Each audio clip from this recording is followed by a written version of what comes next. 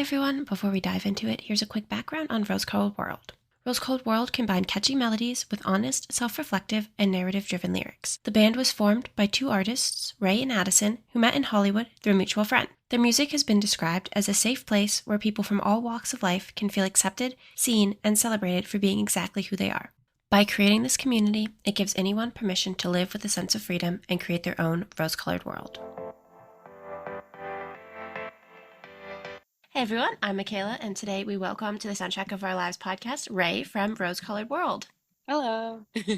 Yeah, you guys have had a very busy year. You've done some touring, you had some songs come out. Do you have any favorite moments from the different tours that you did that really stand out? Yeah, I mean, this past one that we just did was really cool because we got to go to some cities again, for a couple times this year. And it's cool to see not only the crowds grow, but people coming back and bringing friends and, singing along to the words and things like that to songs that we just released this year. And it's been very rewarding. Specifically, Chicago was really rad. It was a packed night and everyone was singing and dancing. Fort Worth, Texas was also super surprising for me. I don't spend much time there, and we had only played Dallas one other time before this, and it was packed. Everyone was singing the words. It was like a big family. So really awesome. What is your favorite part about going on tour?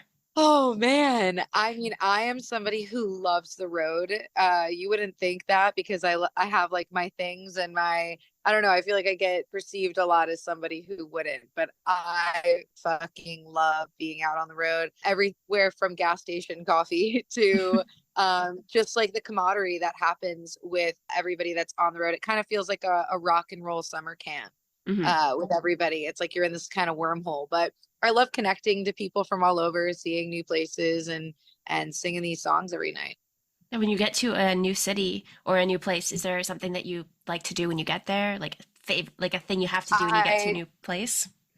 Well, I love to find like either a coffee shop or a thrift store, like something that's in the area that makes me feel like I am kind of a part of it for a minute and kind of feel how people would live if they were kind of living within those blocks. I definitely find pretty much the nearest coffee shop because I'm usually dead meat on a few hours sleep.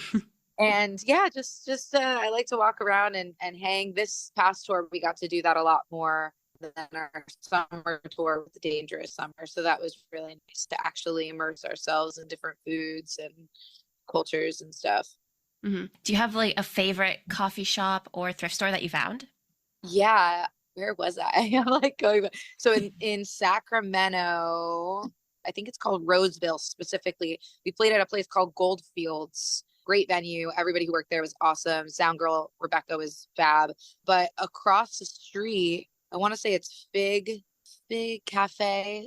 Across the street from Goldfields, they have like open mic singer-songwriter nights there. And it just so happened that I was getting a coffee when that was happening. And just seeing like people from all walks of life come up and throw stuff at the wall to see what sticks was really cool to be a part of. And just, it was like very mom and pop and they made things from scratch. Another place was in Indiana, Peggy Sue's.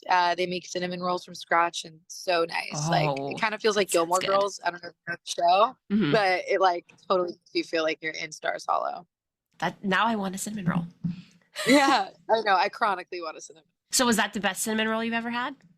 It's definitely up there. I would say my roommate makes cinnamon rolls from scratch, so I would Ooh. say it was pretty close to that, but nothing like like the pre-made. Nothing like that is phenomenal. Yeah, the homemade anything is always better.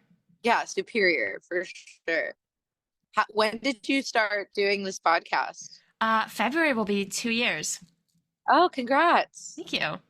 That's awesome. Yeah, it's weird. It's like it flies, right? But at the same time, you're like, well, I'm putting in the work every day. So it's like the catch 22, but Yeah. congrats. It's awesome Thank to you. see you. Yeah, it's like am I a podcaster? I guess I kind of am. You are what you talk about. Not to get all like hippy dippy, but you Yeah. really are. Like if you say you are and you show up and do it, you're a podcaster to me. Glad I come off as one.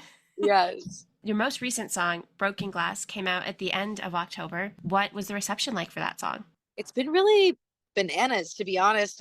We just got played on Octane for the first time, and that's been, a station I've looked up to and listened to and found new music on. So they put us for a test drive for the last week. So that was really cool. It's been, honestly, doing it live. A lot of people have been singing the words back to that one and Cold Day in Hell. And also All We Had. All We Had has been a big one that came out this year. So just grateful, really grateful that people, like the music enough to learn it and sing it. Yeah. And then you guys also had some music videos as well. What was it like filming those? Yeah, so it's cool. Addison and I, for the most part, direct and edit everything ourselves. We're really picky, and we realized that years ago that if you want something done exactly how you want it to be done, you just do it. And we delegate, some things out per video. But for the most part, we pretty much edit, direct, color, cut, everything. So the process has been a lot, but great. It's been great seeing things come to life that, you daydream about in your head, and then you see it actually come to life and people receiving it and digging it. It's been really cool. A lot of work. I bet, because you're doing everything yourself. Yeah, Cold Day in Hell, we brought on a team, the same team who did Spit Me Out with us a couple years before. That was very helpful. Jake Johnston and everybody over there. They're great, and they basically, we kind of give them the vision, and then we play ping pong all day long until we kind of agree on what we're going to shoot, and then we do it. But it's been pretty surreal. Yeah, do you have any favorite memories from the filming of any of them? All we had was cool because we shot that on tour. We shot it on the road, so the whole thing is pretty much like a tour montage from the summer, and we were out for 6 weeks. So we kind of knew the whole time we were getting bits of it, but when we were sitting down to cut it together, way too many terabytes of film to look through. But, revisiting the memories that we would have probably missed if we weren't filming for a specific video was really cool. And smiling through the awesome moments, laughing through moments that at the time we thought were so terrible and so crazy, and having a new perspective. So really just sitting with Addison and like combing through all of the footage and reliving it was really cool. I also really liked shooting Cold Day in Hell. We got to shoot at this Victorian mansion. Ooh. That was, it was like super spooky, for sure, haunted, and just the architecture and seeing the space like totally come to life was very cool. Yeah, I think it's always interesting to like get the behind the scenes, because obviously the music video itself is, 3 or 4 minutes long, but it takes forever to put it together. Forever. And it's so funny because you're like, it's these 3 minutes, who cares? But, I care because not even from my own stuff, but like artists I adore, I sit and rewatch some of their videos a million times, and once it's out, it lives forever, and we try to make it count, and we try to have everything be as intentional as we can for each part. Yeah, you're world building. Yes, you get it. Literally, rose-colored world. We're totally world building, and we want people to feel completely immersed and that everything makes sense, and that takes time to not only like get right in your mind, but then like put it into steps and let it come to life. So do you find that hard to do with everybody kind of shifting more towards the short content these days? that's a great question. I did at the beginning. And also at the beginning, I was so like, fuck TikTok. I was so like, another app, another thing. Like, I just want to rock and with my friends and be silly geese and write these songs. And then it kind of hit me that you get to post whatever you want and make whatever you want. So it's like dialing that energy into, okay, 30 seconds or 45 or a minute, and kind of giving people a taste of what they will see in the 3-4 minutes or in the world. And it's been kind of a fun experiment of like, how do we encapsulate our energy and like a writing room into these smaller pieces. So it's been fun the last, I would say, year and a half doing it. And that's now we're seeing all of these results in our monthly listeners going up, and all of these things happen because we're doing it intentionally and I guess successfully, if you want to call it that. But it took a minute to like anchor in and kind of figure out what do we want to post and make that shift for sure. Yeah, it's such an interesting thing with all the short content, because I'm like, I feel like it's harder to build that world because it's just, you can't make something that kind of encapsulates everything. It can only be like one specific thing at a time. Yeah. For sure. I absolutely. Yeah. I mean, it's because it's so short. It's Hmm. so short. You can't have like 20 scenes, you know, it's literally just like that one and, or two or three, you know, it's still super, super small and short. But I've kind of looked at it like almost like a challenge. Hmm. And it's cool because we figured out kind of our pockets of things that we like to post and things that feel really good to us, where it doesn't feel like, oh, we have to go do this thing. Because who's going to like anything if it feels like that, you Right. know? And finding things we like to shoot, finding the times we like to do it. And now there's a community on there, you know? So it's been really fun to see it expand. So now, what would you say is your favorite part about TikTok? Honestly, the community, the people who are coming to the live shows from the app, like that That's is awesome. insane. Yeah, like we had that so much with this last tour. I'd be like, I found you on TikTok. I found you on TikTok. When like, you know, a year and a half ago, I was like, I'm never using this godforsaken app. So like, it's very cool to see like when you embrace technology, but still remain true to you, Hmm. what can unfold, because there's so many people that want what you're creating if they're only exposed to it. So but definitely the community and yeah, just the people that are coming to the music through it. Hmm. So have you had any like super memorable fan encounters?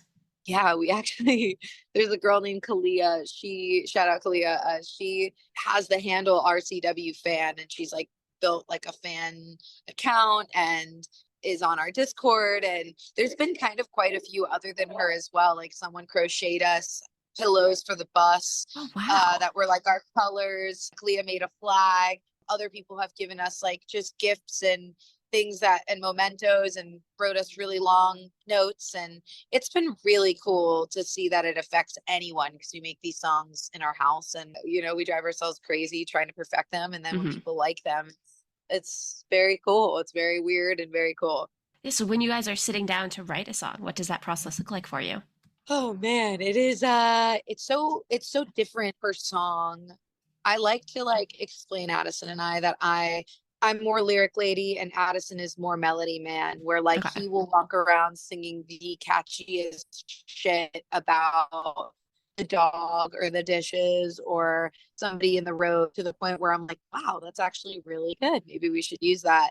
And I'm like the little emo sad girl with my notebook, like, you know, observing everything and feeling it all. And so when you kind of meld that together, a lot of times Ad will start with like a guitar riff, and I'll either have lyrics that I just kind of wrote that are like, oh, that feels like something I just wrote, or it'll kind of get birthed in the room. And again, we play musical ping pong, and so we're both happy. And typically, like our best ideas will come out kind of in one shot, Hmm. like music, lyrics, everything kind of in one day, one sitting, and then we'll go back and tweak. And if it doesn't kind of happen like that, it's probably not going to be used, because I think things that come out like that have a lot of energy, and they mean something, they hold something, and ones that you got to work for sometimes will make it. But you know, if it doesn't feel good Hmm. and you're trying to shine a turd, it's probably just shit. Yeah, I mean, if you try too hard, it's not gonna like. Why? It's not gonna work out, you know? Yeah, exactly, exactly, totally.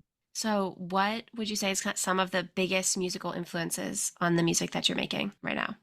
I would say Addison and I both really love Green Day, and we also Hmm. specifically like the new Green Day record that kind of Hmm. sounds like Dookie and some of the older stuff. We both love Pierce the Veil. That's like a huge influence. We've gotten to meet those guys, and we have like the same booking agent as them. And, uh, it, definitely them. Who else would kind of I've been really lately into revisiting a lot of 90s like grunge, Hmm. which is cool because even though we don't really sound like the 90s grunge band and we'll always kind of write everything encoded with pop elements, Hmm. I like to get inspired by that edgy, like raw, Yeah. real emotion. So I can't stop listening to Bush lately, which is hilarious, but love Bush. And also I would say like old Flyleaf. Lacey was like a big inspiration of mine growing up. So kind of you make a love child out of those, Hmm. that sonic scape. That's probably what you'll hear on the record coming up next year. Oh, can you share anything about that? It's going to be 11 songs. Currently, we are working with Tom Denny from, he was in A Day to Remember. He like co-founded that band and has Hmm. also worked with Wage War and also Pierce the Veil and a lot of bands I love. So he has been collaborating on it with us. We're recording everything at our home studio, and it's really cool. These songs I've never been more excited to share to the world. So stoked on them. That's super exciting. I'm super excited for it to come out, for everyone to hear it. Yeah. If you could describe this new record in 5 words, what would you say? Angsty, nostalgic. I'll take 2 words for this: human condition Okay. and emotional. I would say those are like, that's kind of how, because a lot of the themes that we write about are about the human condition, and that we're all kind of way more similar than we like to pretend that we're not. Mm-hmm. We isolate ourselves and we feel like we're the only ones that experience grief and loss and heartache and all these things. And when it happens to you, it does feel that way. But I Yeah. think that the more you kind of listen to other people's art, you realize that we all deal with that. So I'm not running away from that, this record. I am very much running right straight to the fire to talk about these things. But also, it to be angsty and like, powerful and all of that good stuff that we like in rock and roll. Mm-hmm. When you're feeling uninspired, what kind of things do you do to get re-inspired? Hang out with people I love, really spend time with people and things, places that I love. I love going to the beach. I love hiking. I love seeing my family.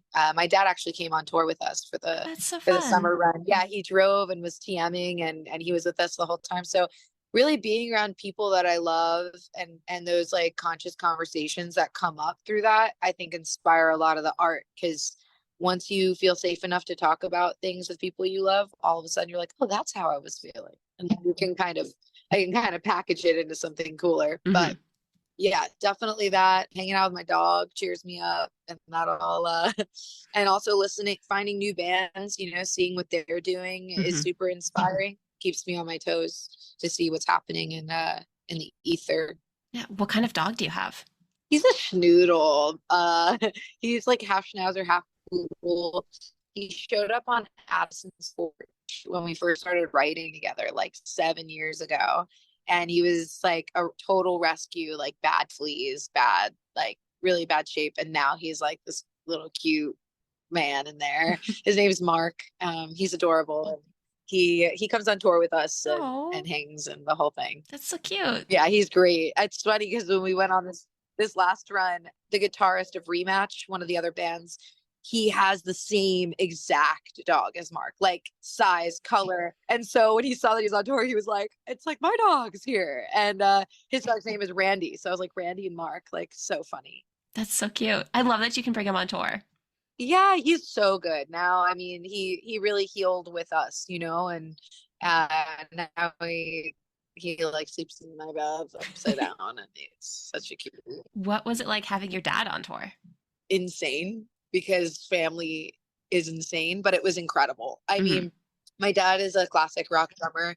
He grew up playing in different bands, and my dad, up until like 6 months ago, up until that tour, he was still playing in bands. So my dad's never not played drums my whole life. So he gets it. And he was a huge reason and huge inspiration to me to dive into like any creative pursuit that I had. So having him on the road helping for like our first big tour and just Mm-hmm. having his support and his energy was amazing. It was like a dream come true to be able to do that. With that being said, family's family, so you get under each other's skin, Right. for sure. But I wouldn't have changed a thing. That's awesome. I'm glad that you were able to experience that first big tour with him. Same. Same. Something I'll remember forever. Our we had an RV, and our RV just kept breaking down. Oh no. And like honestly, without my dad, I don't think we would have made it to most of the shows, because it was just a shit show and a half. But yeah, we made it to every show. And we actually, our van broke down in Canada, and a guy in a minivan took us to the show like 2 hours away. Like this Wow. angel was just like, I'll take you to the show. We're like, yeah, right.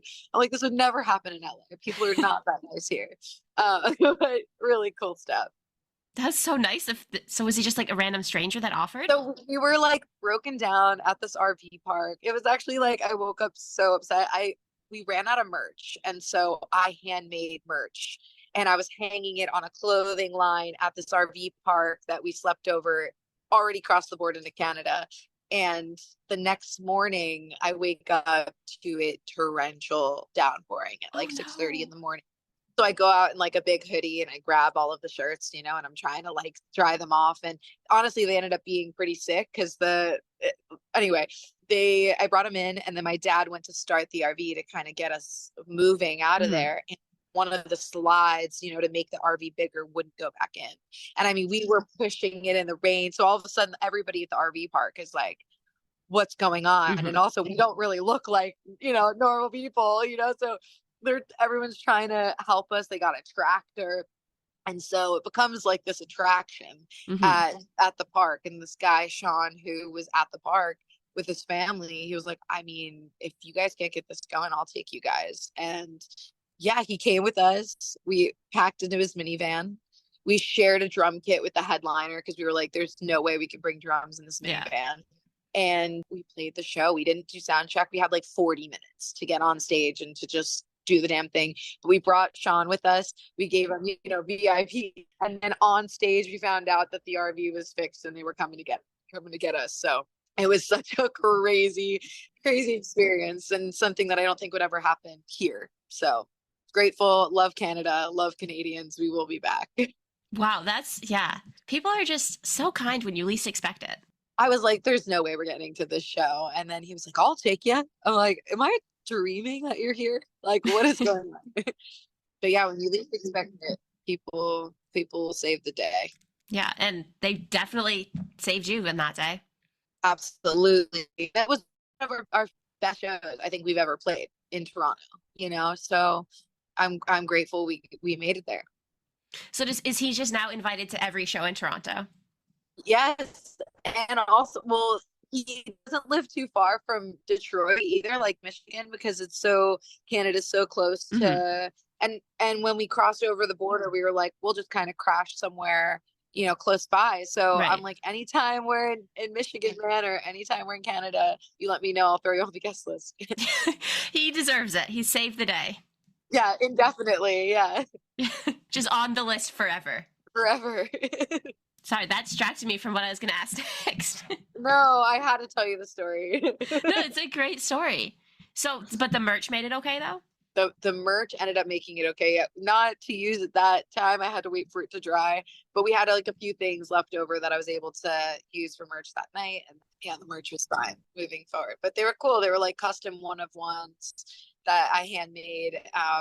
And I was so excited, and I was so heartbroken the next morning. It was rough, but the show must go on. You keep going. Yeah. But I mean, I'm sure that rain kind of added a cool effect to them. Yeah, it kind of made them look acid washed because I hand dyed them. So it kind of made them look like drippy, and it actually, I think, made it look way cooler than if I just let them sit. So it was a happy little accident, as Bob Ross would say, a happy little cloud. But at the time I was, Yeah, it's just one thing on top of everything else. Yeah, I was like, and like I said, the RV kept breaking, so it was like, here we go again, Well, hopefully the next time you guys have a much better RV. Yeah, we took a van this past tour, 15 passenger, like with the high roofs and got hotels. And honestly, I think that's kind of the way to go. It's nice to have your space in the morning and just kind of, go for a walk, or me and Mark go for a little walk. It's nice. And I feel like there's just less risk of it breaking down.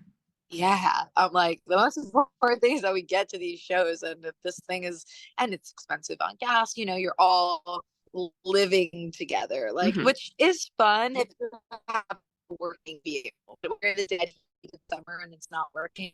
Not great. Yeah, I forgot about that. It was summer too. Yeah. Yeah, it was literally like 110 degrees, and our generator was just nope. Oof. Well, now you got to learn to not take an RV next time. Yes, exactly. I mean, you met the amazing man, Sean, but the RV broke down a couple times. I mean, that's our EP that's coming out. It's called Beauty and the Breakdown. And, that's a big thing, is I feel like through all of the shit moments we go through, there's so much beauty. There's so much good shit that's birthed. But when you're in down moments, sometimes you can't see it, like a crack in the sidewalk. When the light gets in, you have flowers and beautiful things that grow through the crack. But when it cracks, you're like, there's a crack in the sidewalk, that's shitty. And it's reminding yourself that in the moments that aren't so. Just a lot easier said than done. Absolutely. I'm saying it because I'm learning to practice it as well as I'm writing about it. I think that's the whole human experience, human condition is it's like that circle constantly up, down. And like when you're down, knowing like there's a reason for it and you will go back up again. But when you're fucking in it, you're in it and that's okay Mm-hmm. too. But the trick is not to stay in it. Right. I mean, sometimes you have to like feel it for a moment and then move on, but not too long. Yeah, that's the whole thing, right? It's like if you don't feel it, then it's toxic positivity. Then you're Mm-hmm. like pretending like you're perfect when really you're just suppressing. I think it's super healthy to cry and feel and allow yourself to feel the whole range of all of the things. But there Mm-hmm. becomes a point where it starts to be more detrimental than helpful. Yeah. And right when I feel like you kind of feel that seesaw, it's then going, okay, like where's the silver lining here? Mm-hmm. Yeah, okay, time to move on. Close that chapter and go to the next. Yes, exactly. It's not super easy, but it can be done. Can be done. And I, as these songs start coming out more and like more of my personal story and Addison's stories start coming out, we've been through so much shit Mm-hmm. that sometimes it doesn't even make sense that I'm still here and we're still here doing this. Yeah. And so that's why people see the shiny package Mm-hmm. single and video and thing or show. They don't know we went through hell to get there. They don't know, I went through a lot of shit happening to me to persevere to then have something to write about, Yeah. So it's definitely easier said than done, but it's no one can escape it. Mm-hmm. So with these new songs being so personal, what are you kind of feeling as you're getting closer to the release? Or I don't know when the release is, but as we're getting close to the new year, how's that Yeah, feeling? I mean, even these past singles, I think for a while in my writing process, I was almost like afraid to get that vulnerable. And I Mm-hmm. remember writing something with Addison for Cold Day in Hell and being on the couch and being like, "Is this too much?" And he was like, "What's too much?" And that was such a shift Yeah. of like, yeah, what is too much? Like I'm feeling, I'm expressing. Isn't that what art is, music is? So I'm feeling excited to get these out because I think a lot of us feel this way. And so Mm-hmm. I'm excited to have people hear it and hopefully feel better or at least rock out to it. And I'm very stoked for sure. And I know Ad's really stoked too. Mm-hmm. Yeah, that's exciting. And I love that, like, when music becomes therapy, like when you're able to just express everything and like grow from it, if that makes sense. Yeah, I think that's the only reason why I'm kind of here is from being really young writing songs to now. It's the one constant that no matter what, it transmutes things from it being really ugly or terrible or terrifying to it being really great or something I could look at and say I'm proud of or I moved through. And I hope that it helps a lot of other people move through some shit that they maybe are going through, Mm-hmm. or maybe they don't even know they're going through. And then, you hear a song and you're like, that's exactly how I feel. Mm-hmm. Yeah. How would you say your songwriting process has changed from when you started to now? I kind of touched on it, but I think the number one thing is making it a lot more autobiographical, Mm-hmm. like just true, like this is what I'm feeling, this is what it is. Then like I think when I first moved to LA, it's scary Mm-hmm. because imagine everybody who is the most talented person in their town, right? Who probably won all their talent shows, all of their things, and they all get on a plane and get dropped off in the same city. Yeah. And then they're like, hey, I'm here. I'm the best. So you have all of this energy to kind of decipher and move through. And at the beginning, I think like anybody, you want to feel seen, you want to feel heard. You're Mm-hmm. like, is this cool? Is this what people are listening to? Is this what I should make? And I think when I first got here, that was kind of my energy. It was like, I hope this is cool enough. And then I had a massive turn like 4 years ago where I was like, what's cool enough is me being super honest in my notebook and in these songs. Mm-hmm. And so it definitely changed kind of coming out of the pandy, the post pandy there, like coming out of that was like, okay, just write exactly what it is. And if it makes me feel better, then it's going to make somebody else. Mm-hmm. Yeah, I think honesty is, or just like being genuine always comes off. People can tell when music is just more genuine. Absolutely. Yeah, I think for a bit. And also music has changed so much from when I first moved here. There wasn't even like guitars on the radio.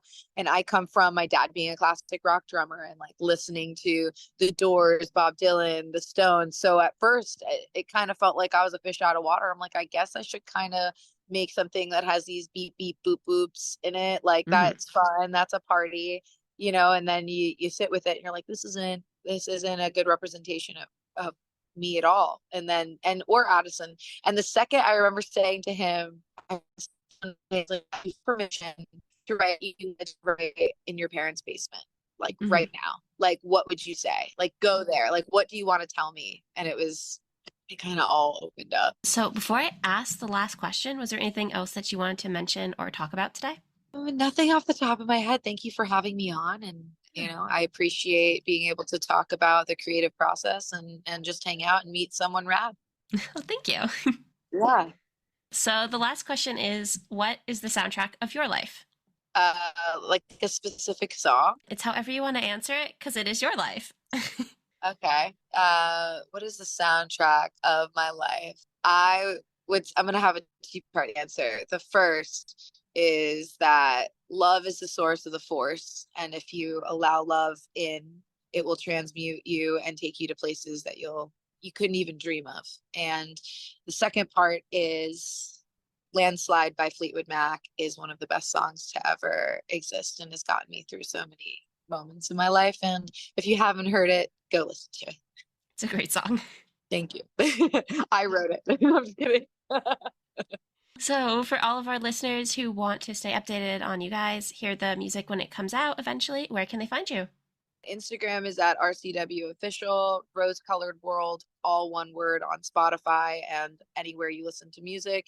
And we are also Rose Colored World on TikTok. So, Awesome. Well, again, thank you so much for taking the time to talk to me today.